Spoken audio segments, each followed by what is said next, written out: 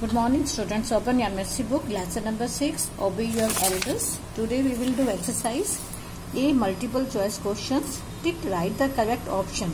Now here 4 options are given, 4 answers are given and you have to tick right on the correct one. सही पे आपको निशान लगाना है. First is, how many fishes were living in the pond? Pond के अंदर कितनी fish थी? Options are 1, 2, 3, 4. So the correct answer is 3, so you put tick right here. Second is, who said this? We should shift from this pond tonight itself.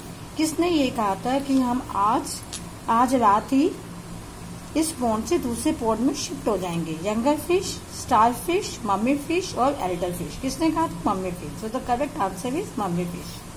Who said what a big fool you are? किसने कहा था तुम तो एक बहुत बड़े बेवकूफ हो? Mummy fish, elder fish, younger fish और none of this. So the answer is younger fish. Dash fish overheard their conversation. किसने जो मछली पकड़ने वाले थे उनकी बातें सुन ली थी? मम्मी, यंगर, एल्डर और none of this. So the answer is mummy. The dash fish was stubborn. कौन बहुत जिद्दी फिश थी? Younger, elder, both A and B, younger और एल्डर दोनों, या none of this. So the answer is younger. Younger fish was stubborn. So you write answer here also. Okay. B, exercise write T for true and F for false statement. जो सही है उसके लिए आपको T लगाना है और जो फॉल्स स्टेटमेंट है, गलत दिया हुआ है, उसके लिए आपको F लगाना है. The younger kid did not like the idea. Younger kid जो थी उसको दूसरे पॉन्ड में जाने का आइडिया जो है वो अच्छा नहीं लगा था. Yes, it's true. तो you right true, T. Mummy fish left the elder kid fish in the pond. Mummy ने एल्डर फिश को जो है पॉन्ड में छोड़ दिया था. No, it's wrong. किसको छोड़ा था? यंगर फिश को. यंगर फिश बहुत स्टबर्न थी, उसने कहना नहीं माना तो उसको पॉन्ड में छोड़ दिया था. ये फॉल्स स्टेटमेंट है, आप F लगाएंगे. The younger kid fish stayed back in the pond. Younger kid fish जो है पॉन्ड में रह गई थी, वो साथ में नहीं गई थी दूसरे पॉन्ड में. Yes, it's true. तो आप T लगाएंगे. The fisherman killed the younger kid fish. Fisherman ने यंगर किड फिश को मार दिया था. Yes, it's true, T. The fisherman did not want to catch the fish. Fisherman जो है वो मछली पकड़ना नहीं चाहते थे. No, it's wrong. वो मछली पकड़ने तो आए थे पॉन्ड के पास में. So it's false. You write F. Okay, understood. Now this question we will do in CW copy. First we complete this.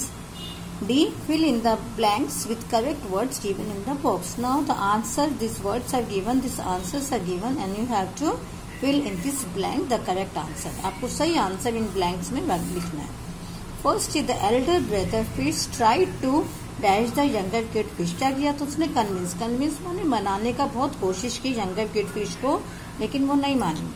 The younger fish dash at all of them. Younger fish ने क्या किया था? सबके ऊपर हंसी थी, laughed. तो answer क्या आएगा? Laughed at all of them. When the younger fish saw the fisherman, he did not get afraid. Afraid माने डरना, उसको डर नहीं लगा.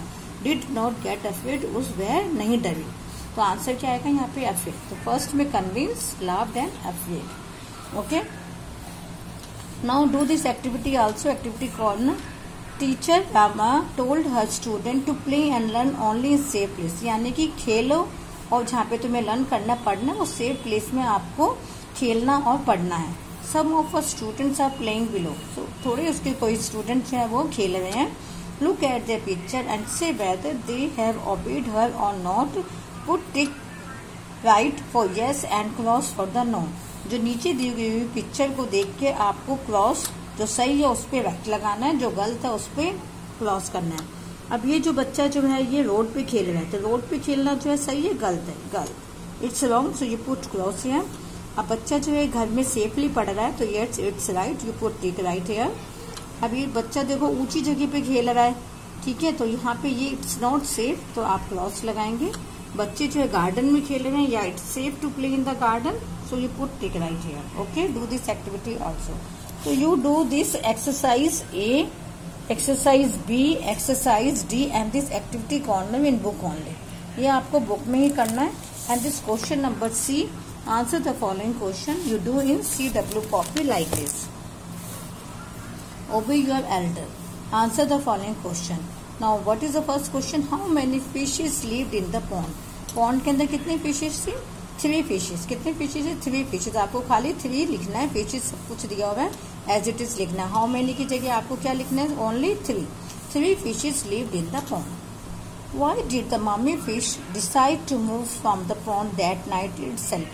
मम्मी फिश ने उसी रात दूसरे पॉन्ड में शिफ्ट होने का क्यों सोचा?